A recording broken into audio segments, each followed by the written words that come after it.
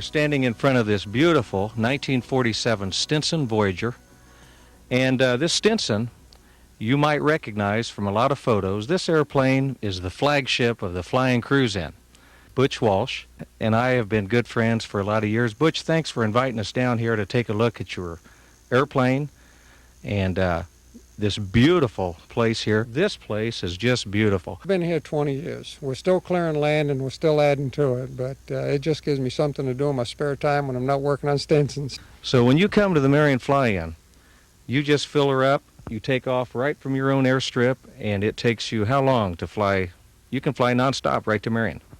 Yeah, I can fly non-stop to Marion if I don't have any problem with weather conditions. I carry 5 hours of fuel and it takes me 4 hours of flight time in good conditions to get to Marion, so I can usually make it nonstop.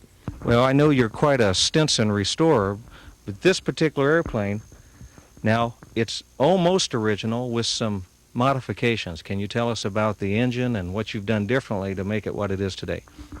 I've updated the engine. The airplane came with 165 horsepower, Franklin, and we've updated it to the latest engine that was available for Franklin that would fit in the airplane without any STCs or any modifications, and that's 180 horsepower Franklin.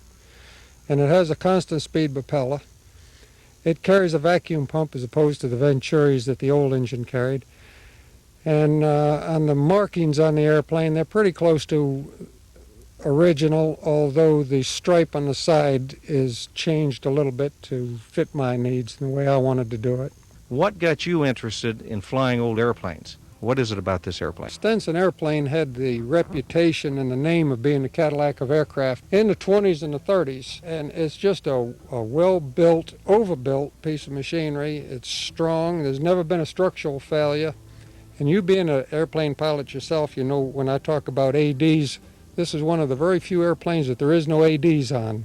It's virtually AD-free, and the airplane's 50 years old and still no structural damage in it. The Stinson Airplane, what's the history of this airplane? A person by the name of Eddie Stinson started the Stinson company, but he wasn't the one that first got involved in aviation in the Stinson family. He had an older sister, her name was Catherine, that she was putting on demonstrations around the country in what's called a Wright Flyer. Are you familiar with what a Wright Flyer? Yeah, but that was way back there. That's way back in the teens, and she was, I think she probably had the number 3 women's pilot's license in the United States. And Eddie always wanted to get involved in aviation, but she wouldn't give him any instructions. She was afraid that he was a little bit wild and a little bit crazy and hadn't matured enough to fly an airplane yet. She held off a number of years before she gave him some instructions, but finally she did, and he got his pilot's license. And as they went along in years, different things took place, and he finally got airplane factory started in Wayne, Michigan, and that's where the Stinsons started from. Now Stinson had, I don't know how much Indian background in him, but that's where the bow and arrow and the stripes and all of that follows through, and it's on all of his airplanes. The predecessor of this one, which was the Reliant, the big round engine airplanes, it was built in the 30s, that had a bow and arrow on it, and this long stripe down the side designates a bow and arrow, and the bow and arrow on the tail.